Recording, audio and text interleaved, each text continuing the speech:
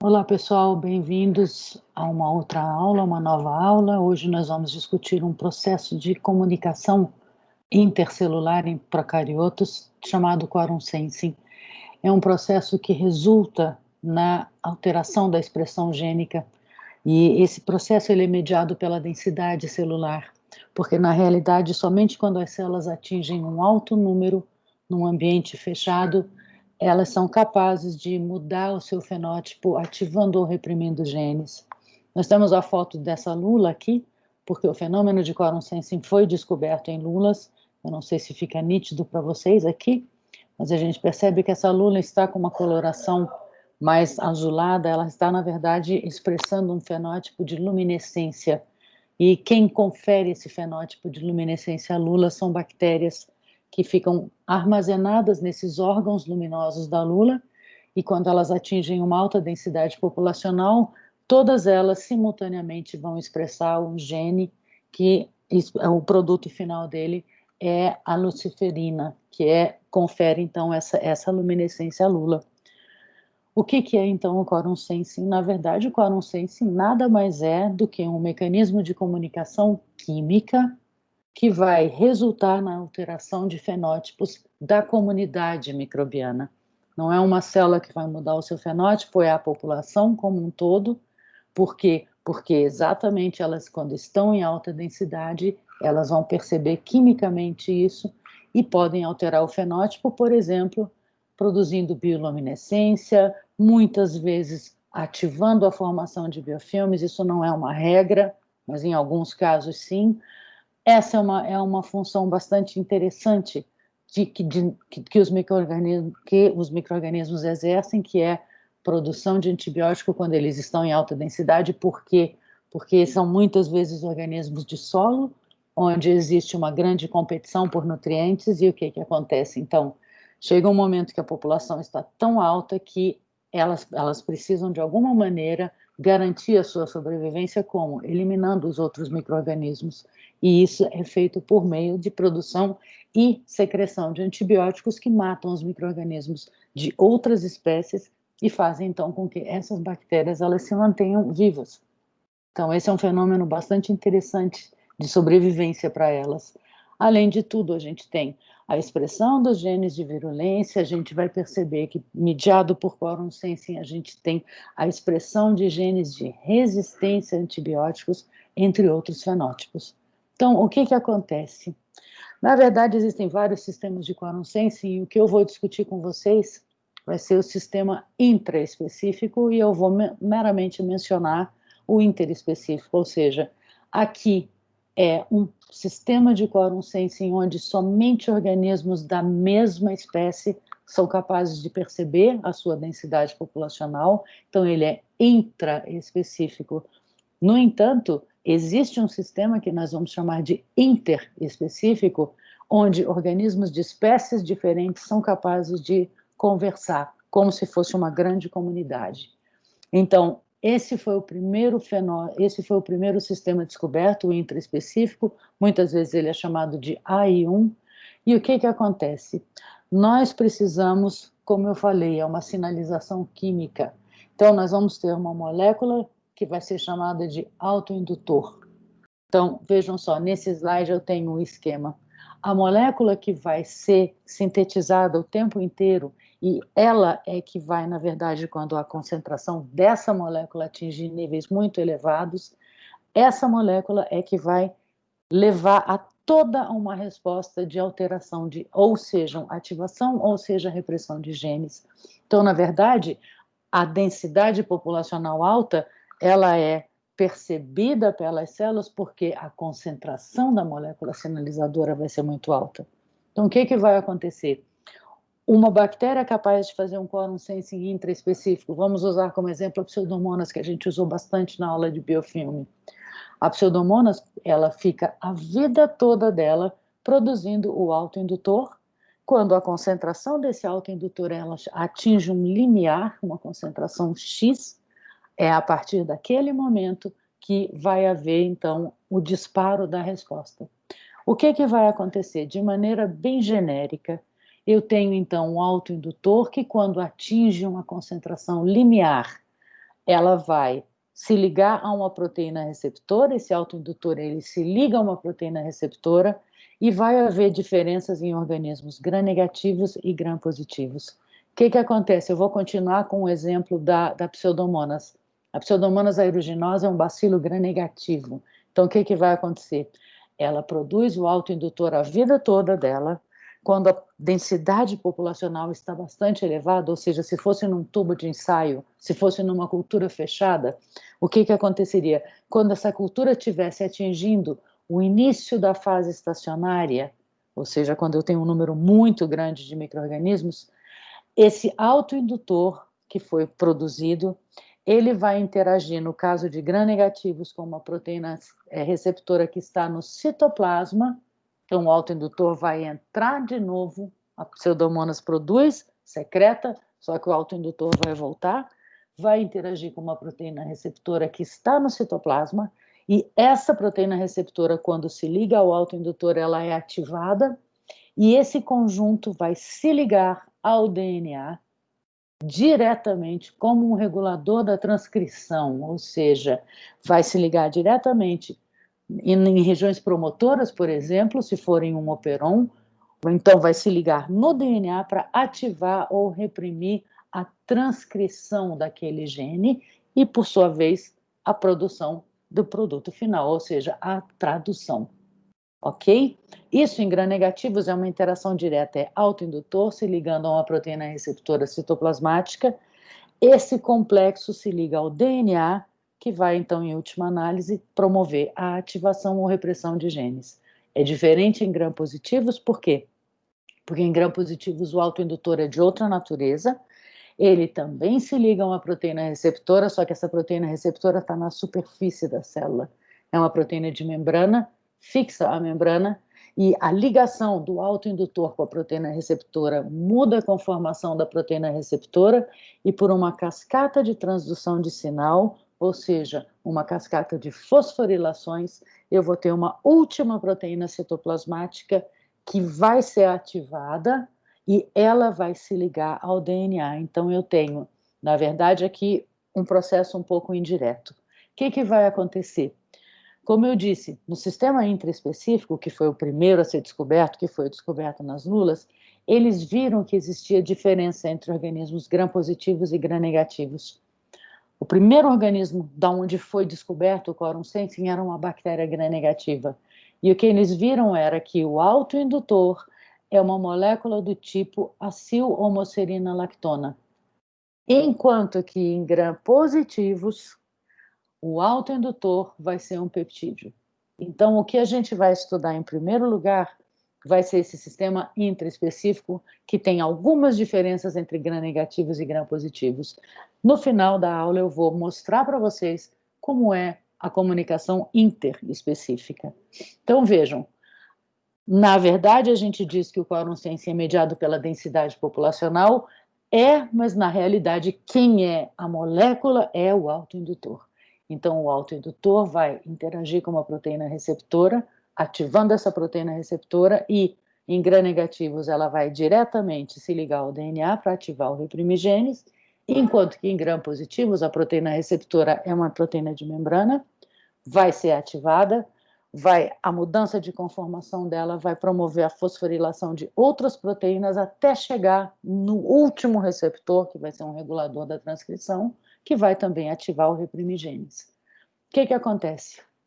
Começando então o exemplo em gram-negativos, nós temos como autoindutor moléculas do tipo AHL. Isso é muito comum vocês encontrarem em livros. Então, o autoindutor é um autoindutor do tipo AHL, tá? Que nesse esquema, isso aqui é uma ilustração do Vibrio fischeri, onde então essas bactérias promoviam a luminescência da lula. Então, aqui ele está ilustrando como autoindutor, o AHL, essa molécula azul. O que acontece? A célula a vida inteira está produzindo aquilo. Quando o Vibrio fischeri, a bactéria, está dentro da lula, ela vai se duplicando, ela vai crescendo, era como se fosse uma curva de crescimento em um ambiente fechado. Então, ela entra na fase logarítmica ou exponencial. Quando essas células estão atingindo o que seria próximo a uma fase estacionária, ou seja, uma cultura muito densa, a quantidade de autoindutor é muito grande. E esse autoindutor, essas moléculas do tipo AHL, elas têm a propriedade de entrarem e saírem livremente da célula gram-negativa. Então, o que acontece? O autoindutor, quando atinge uma altíssima concentração, que é acompanhada da densidade populacional, a quantidade de autoindutor dentro da célula é muito grande, ela vai, então, essa molécula de autoindutor vai interagir com uma proteína receptora, ativar a proteína receptora, e esse complexo vai diretamente ao DNA, ativar os genes responsáveis pela luminescência. Então, na realidade, como o fenótipo, o primeiro fenótipo foi descoberto, eles resolveram chamar esses genes de lux, de luminescência, I e R. I, que é o indutor, o autoindutor, e R, o receptor. Então, na verdade, aqui em azul nós temos o produto I, autoindutor, se ligando à proteína R receptora, que estava inativa, foi ativada e vai se ligar ao DNA. O que vai acontecer quando ela se liga ao DNA? Ela pode agora reciclar e liberar o autoindutor para um novo ciclo. Então, aqui tem um outro esquema, eu peço desculpas, não está tão claro a resolução da imagem, mas o que acontece é isso. Aqui está um exemplo de um AHL, vocês estão vendo, é muito comum essa sigla AHL. Então, o autoindutor, que é uma acil-homoserina lactona, vai ser produzida pela célula, tá? Aqui está o esquema, ela sai, ela é liberada, ela se difunde pela célula. Quando a população está muito grande, significa que a concentração de autoindutor está grande, porque todas as células estão produzindo. Essa molécula pode, então, em alta concentração aqui fora, a tendência é equilibrar as concentrações dentro e fora. Então, o autoindutor volta, ele vai interagir com a proteína receptora, que vai agora se ativar e diretamente ir se ligar ao DNA para ativar ou reprimir genes, ok? O que acontece? Isso aqui é um esquema, isso é uma fotografia de uma cultura de Vibrio fischeri, tá? Na verdade, o nome atual dele é alivibrio, não é só vibrio, mas isso é uma foto que foi tirada de um frasco, um Erlenmeyer, que é aquele frasco cônico, com uma cultura do alivibrio fischeri, onde a foto foi tirada sem flash, para a gente perceber o grau de luminescência que uma cultura densa promove, ok?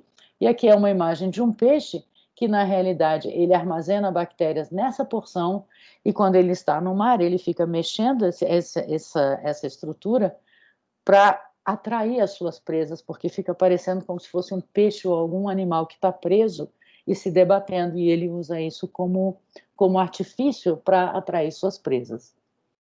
Aqui tem alguns exemplos, então, mais uma vez, falando, então, em gram-negativos, o autoindutor é de natureza acil-homoserina-lactona, AHL, é uma molécula que é sintetizada, entra e sai. Quando ela atinge uma alta concentração fora, ela também vai atingir uma alta concentração dentro, fazendo com que ela se ligue à proteína receptora, que estava inativa, vai ser ativada e vai se ligar ao DNA para promover a transcrição de alguns genes ou a repressão da transcrição de outros genes. Aqui a gente tem alguns exemplos de moléculas de AHL, então vejam que Pseudomonas, na verdade, tem mais de um tipo, ok? Aqui está a do vibrio, que antigamente era chamado de vibrio, hoje é Alivibrio fischeri, mas a gente tem aqui alguns fenótipos. Como eu falei, o primeiro descoberto foi a luminescência, mas vejam, em Pseudomonas aeruginosa, o que acontece? Vocês viram na aula de biofilme, ativava genes de resistência a antibióticos. Aqui, além disso, ela produz uma série de enzimas que vão promover a destruição celular dos nossos tecidos. Aqui a gente tem, por exemplo, uma bactéria de solo, a Ervínia. A Ervínia, olha só, ela vai começar a produzir antibióticos como resposta à alta densidade populacional. Então, vejam, é um mecanismo extremamente interessante. Por quê? Porque ao invés de eu ter uma célula produzindo antibiótico, eu tenho uma comunidade inteira produzindo antibiótico. Claro, a comunidade de Ervínia. E isso é muito interessante. Imaginem uma Pseudomonas quando infecta a gente. Eu falei na aula de biofilme. Imagina se ela começa a formar um biofilme no pulmão de um indivíduo com fibrose cística. O que é muito mais interessante a princípio para essa espécie? É que elas fiquem, a princípio, sem secretar ou sem produzir grandes fatores de virulência, porque isso poderia atrair a resposta imune às células do sistema imunológico. Então, o que ela faz? Ela espera atingir uma alta densidade. Por quê? Porque aí a comunidade toda vai expressar genes de resistência a antibióticos, elas vão estar já em um biofilme e mais, ela vai agora produzir uma quantidade muito maior de compostos tóxicos do que se fosse 1 ou 10 células. Quando eu falo alta densidade populacional, eu estou falando algo em torno de 10 a 11 células por centímetro, por exemplo, de tecido. Então, é uma colonização brutal, maciça, ok? O que acontece, então, falando de Pseudomonas aeruginosa? Está aqui, olhem a quantidade de produtos de tóxicos para as nossas células, exotoxinas, proteases, hemolisinas. A gente viu em meio de cultura o que era uma hemolisina, é uma citolisina. Catalase para degradar espécies tóxicas de oxigênio, ok? Então, aqui são produtos que ela secreta e aqui ainda por cima genes de resistência a antimicrobianos que são ativados. Então, ela tem mais possibilidade de inativar antibióticos, ok? Essa imagem eu já mostrei para vocês na aula de biofilme, só para relembrar, isso são biofilmes artificiais de pseudomonas, onde foi usado um corante que é verde-azul, verde células vivas, vermelho, verde-azul, desculpem, não, verde-vermelho, perdão. Verde células vivas, vermelho células mortas, e o que acontecia aqui? Então, esse era um biofilme onde as células estão fazendo quorum sensing, estão expressando genes de resistência a antibióticos e mesmo adicionando o antibiótico tobramicina, o que acontece? As células permanecem vivas. O que foi aqui? O que aconteceu na porção B desse quadro?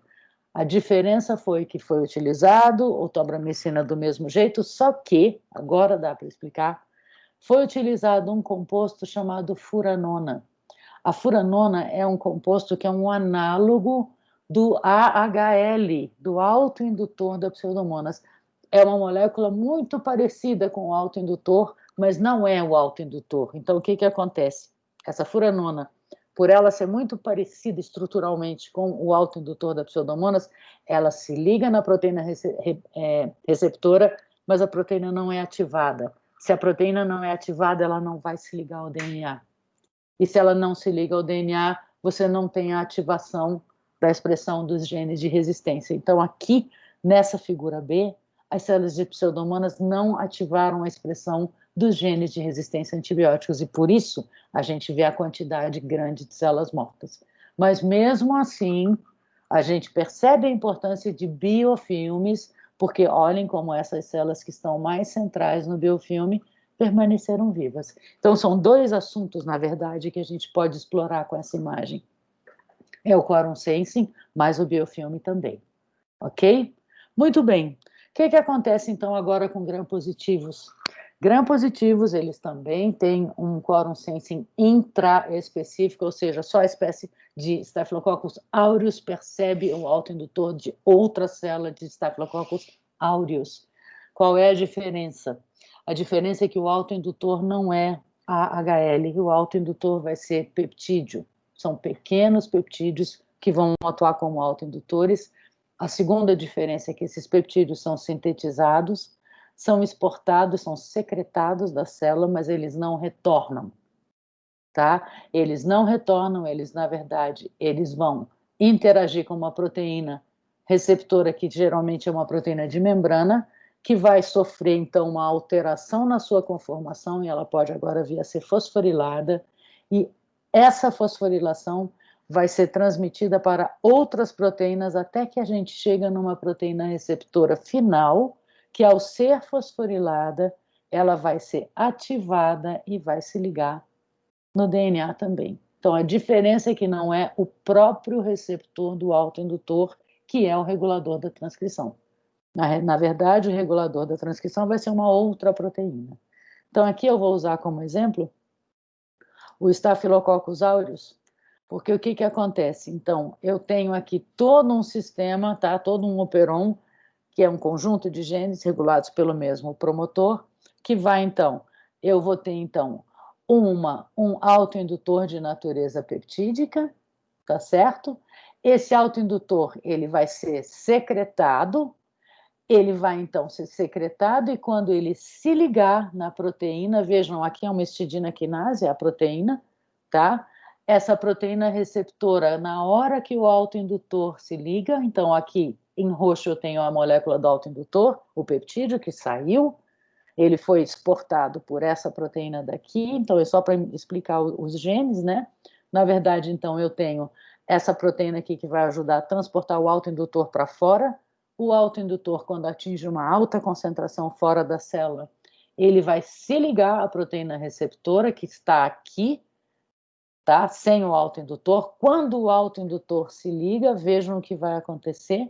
A proteína vai ser fosforilada e vai ativar agora uma outra proteína que ela sim também vai ser fosforilada e ela vai se ligar ao DNA para fazer o quê? Para produzir mais autoindutor, então mais proteínas envolvidas na síntese e na recepção desse autoindutor, mas vai ativar uma outra região de DNA que é responsável, desculpem, que é responsável pelo quê? Responsável pela ativação e repressão de alguns genes. Se vocês olharem aqui, esse RNA3 é um segmento de DNA, ele tem esse nome, mas na verdade ele é um segmento, um operon muito grande, que pode então fazer o quê? É uma molécula, na verdade, que vai regular a expressão onde eu vou ter a diminuição da síntese das adesinas. Lembrem-se o que são adesinas, são moléculas que permitem a célula ficar aderida. Então, eu estou falando aqui de Staphylococcus aureus, que é uma bactéria que pode causar diversos processos infecciosos. Então, o que que acontece? O estáfilo entra, começa a colonizar aquele tecido, só que chega um momento, ele já está em grande número, que ele agora quer começar a colonizar outras regiões do nosso corpo. Vocês viram isso em biofilmes já. Então, o que que acontece? Quando ele está em alta densidade populacional, em última análise, ele vai o quê? Vai reprimir a transcrição dos genes que codificam as adesinas, porque ele não quer mais ficar grudado agora. E ele vai ativar a expressão de uma série de toxinas. Então, a seta para cima indica o quê? A ativação de genes. A seta para baixo, a repressão de genes. Genes que permitem ao estafilococcus se ligar, ficar preso às superfícies. Então, aqui eu tenho diferentes tipos de moléculas que permitem a adesão do estafilococcus às superfícies. E, por outro lado, eu tenho a ativação de uma série de genes que codificam, por exemplo, toxinas do tipo lipases. Essas lipases vão fazer o quê? Vão destruir a membrana citoplasmática de nossas células. DNases, para quê? Qualquer célula, quando libera o DNA é muito viscoso. Eu não sei se vocês já perceberam, mas o pus, ele tende a ser meio colante, ele é meio grudento. Por quê? Porque tem muito DNA. Se eu secreto uma DNase, o que que eu faço? Eu fluidifico o pus, eu deixo o pus mais líquido para facilitar a disseminação. Eu tenho aqui citotoxinas, lembra aquelas hemolisinas que eu mostrei dos streptococcus, alfa, beta, gama? Pois bem, o Staphylococcus também produz algumas toxinas que destroem hemácias, que destroem célula. Então, o que a gente está vendo é que a gente está favorecendo a disseminação dele. Então, vejam, o quórum sensing em gram-positivos, então o que que acontece? Eu tenho a síntese do autoindutor, que é essa cobrinha que vocês estão vendo aqui. Então, esse peptídeo, ele é secretado, ele vai para fora e ele não retorna, diferente de gram-positivo, de gram-negativos. Em gram-positivos, o autoindutor é peptídico e não retorna. Em gram-negativos, ele é AHL e ele entra e sai. O que que acontece? Esse peptídeo vai interagir com uma proteína receptora, essa proteína receptora vai ser fosforilada e a partir de uma cascata, aqui está mostrando um passo só, porque ela por si só já vai fosforilar o regulador de resposta. Esse regulador de resposta fosforilado, ele vai então se ligar ao DNA para ativar o reprimir genes. Aqui eu tenho alguns exemplos de autoindutor, tá? Staphylococcus aureus, por exemplo, tem 4 tipos de autoindutor diferentes, ele usa, dependendo da linhagem, ele tem um ou outro tipo, tá? Aqui eu tenho os fenótipos de o que está sendo expresso. Então, como eu falei em aureus, a formação de biofilme é intensificada pelo quorum sensing, genes de virulência vão ser expressos, ok? Então, assim, isso é o exemplo de quorum sensing intraespecífico. E, para finalizar, a gente tem o quorum sensing interespecífico. Agora, a gente vai ter espécies diferentes sendo capazes de reconhecer autoindutor sintetizado por outros organismos. Então, é um sistema chamado de AI2, ele existe em gram-positivos, ele existe em gram-negativos. O autoindutor é uma molécula de natureza diferente, está aqui, vocês não precisam saber isso de cor, tá? Mas é um diéster de furanosil borato, e o que vai acontecer está aqui, olha, eu tenho aqui alguns exemplos do AI2. O que vai acontecer é que o AI2, como os peptídeos de gram-positivos, ele se liga a um receptor de resposta, ele não entra e sai, ele fica fora, ele vai se ligar a uma proteína receptora e vai funcionar como se fosse um peptídeo, porque ela também vai fosforilar. Em última análise, eu tenho um regulador de respostas que vai, então, em último caso, ativar o reprimigenes. O grande problema é que aqui eu tenho organismos de espécies diferentes interagindo. Isso é muito complicado, porque muitas vezes a gente pode ter, por exemplo, a produção de toxina por alguns micro-organismos, a produção de antibióticos, produção de hemolisinas, e aí é um pouco complicado, porque se eu tiver diferentes espécies de streptococcus, eu posso eventualmente estar usando o autoindutor de outras espécies. Então, ela muitas vezes não está nem em grandes quantidades, mas ela já começa a expressar a sua virulência. O que vai acontecer? O quorum sensing virou um grande alvo da indústria farmacêutica, principalmente. Por quê? Porque como a gente está tendo essa crise de resistência aos antimicrobianos, agora tem se pensado muito em tentar debelar processos infecciosos, como ou impedindo a formação de biofilme, ou impedindo a conversa, a comunicação por quorum sensing. Então, o que acontece? Existem alguns organismos que produzem análogos de AHL, por exemplo. E se eles são análogos de AHL, tipo aquela furanona, tá? Você pode introduzir aquilo, se você tem uma suspeita de um processo infeccioso, você dá aquilo para um paciente, aquele análogo, para ver se você inibe a expressão desses genes. Da mesma forma, enzimas que degradem os autoindutores, então aqui no caso para gram-negativos, tá? Se é uma sil-homocerina lactona, se eu tiver uma silase, se eu tiver uma lactonase, tá? Ou eu posso inibir a síntese do autoindutor por algum processo químico, eu posso usar, porque isso acontece na natureza, a nossa microbiota. A gente tem, por exemplo, o Staphylococcus epidermidis, que é uma bactéria comum de pele. O Staphylococcus epidermidis, ele produz o autoindutor dele, que ele usa como intraespecífico, só que ele produz algumas moléculas que são análogas do autoindutor de Staphylococcus aureus, que é para atrapalhar um pouco a vida do aureus. Então, já se purificou esses inibidores de Staphylococcus epidermidis e se tratou modelo animal infectado por aureus com esses inibidores de quorum sensing, porque era um análogo de autoindutor e funciona.